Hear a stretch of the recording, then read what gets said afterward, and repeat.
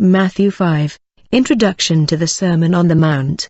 Now when Jesus saw the crowds, he went up on a mountainside and sat down. His disciples came to him, and he began to teach them. He said, "Blessed are the poor in spirit, for theirs is the kingdom of heaven. Blessed are those who mourn, for they will be comforted. Blessed are the meek, for they will inherit the earth. Blessed are those who hunger and thirst for righteousness, for they will be filled. Blessed are the merciful, for they will be shown mercy. Blessed are the pure in heart, for they will see God. Blessed are the peacemakers, for they will be called children of God. Blessed are those who are persecuted because of righteousness, for theirs is the kingdom of heaven. Blessed are you when people insult you, persecute you and falsely say all kinds of evil against you because of me. Rejoice and be glad, because great is your reward in heaven, for in the same way they persecuted the prophets who were before you. You are the salt of the earth. But if the salt loses its saltiness, how can it be made salty again? It is no longer good for anything, except to be thrown out and trampled underfoot. You are the light of the world. A town built on a hill cannot be hidden. Neither do people light a lamp and put it under a bowl. Instead they put it on its stand, and it gives light to everyone in the house. In the same way, let your light shine before others, that they may see your good deeds and glorify your Father in heaven. Do not think that I have come to abolish the law or the prophets. I have not come to abolish them but to fulfill them. For truly I tell you, until heaven and earth disappear, not the smallest letter, not the least stroke of a pen, will by any means disappear from the law until everything is accomplished.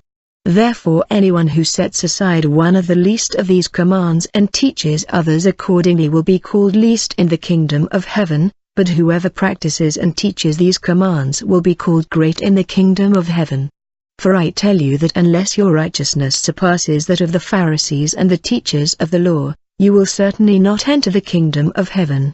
You have heard that it was said to the people long ago, "You shall not murder, and anyone who murders will be subject to judgment." But I tell you that anyone who is angry with a brother or sister will be subject to judgment. Again, anyone who says to a brother or sister, "Raka," is answerable to the court. And anyone who says, "You fool," will be in danger of the fire of hell. Therefore, if you are offering your gift at the altar and there remember that your brother or sister has something against you, leave your gift there in front of the altar. First go and be reconciled to them, then come and offer your gift. Settle matters quickly with your adversary who is taking you to court. Do it while you are still together on the way, or your adversary may hand you over to the judge, and the judge may hand you over to the officer, and you may be thrown into prison. Truly I tell you, you will not get out until you have paid the last penny. You have heard that it was said, "You shall not commit adultery." But I tell you that anyone who looks at a woman lustfully has already committed adultery with her in his heart. If your right eye causes you to stumble, gouge it out and throw it away. It is better for you to lose one part of your body than for your whole body to be thrown into hell. And if your right hand causes you to stumble, cut it off and throw it away. It is better for you to lose one part of your body than for your whole body to go into hell. It has been said, "Anyone who divorces his wife must give her a certificate of divorce." But I tell you that anyone who divorces his wife, except for sexual immorality, makes her the victim of adultery, and anyone who marries a divorced woman commits adultery. Again, you have heard that it was said to the people long ago, "Do not break your oath, but fulfill to the Lord the vows you have made." But I tell you, do not swear an oath at all, either by heaven, for it is God's throne, or by the earth, for it is his footstool, or by Jerusalem, for it is the city of the great king. And do not swear by your head, for you cannot make even one hair white or black. All you need to say is simply yes or no. Anything beyond this comes from the evil one. You have heard that it was said, "Eye for eye, and tooth for tooth." But I tell you, do not resist an evil person. If anyone slaps you on the right cheek, turn to them the other cheek also. And if anyone wants to sue you and take your shirt, hand over your coat as well. If anyone forces you to go 1 mile, go with them 2 miles. Give to the one who asks you, and do not turn away from the one who wants to borrow from you.